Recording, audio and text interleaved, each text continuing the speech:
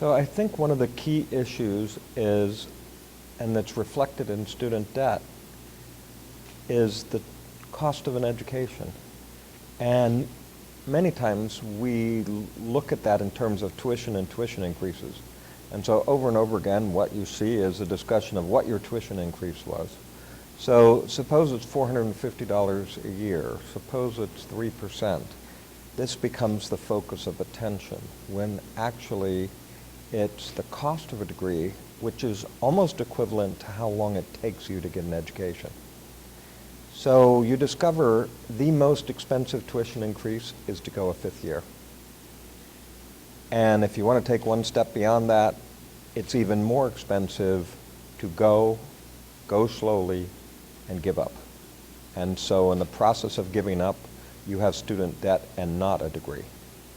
So a big focus of what Penn State has been doing is to actually focus on, one, the total cost of a degree, the time to degree, and two, whether there are particular portions of our student population that are particularly vulnerable. So one of the things you discover is the need-based student works multiple jobs, doesn't take 15 credits, automatically has to go longer, and so that need-based student actually gives up or takes longer and therefore pays more money for their degree and has a bigger loan.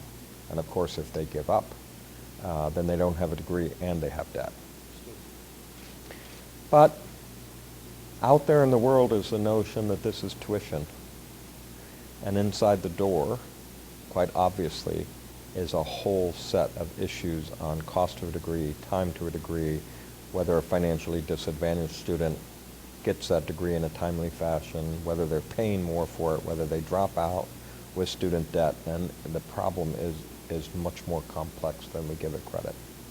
But every president and chancellor thinks and works through these particular issues. I really think that there has to be a transformation in terminology and understanding that this is total cost of a degree and what you get for the money you spend. But that's not the conversation. That's not the national conversation.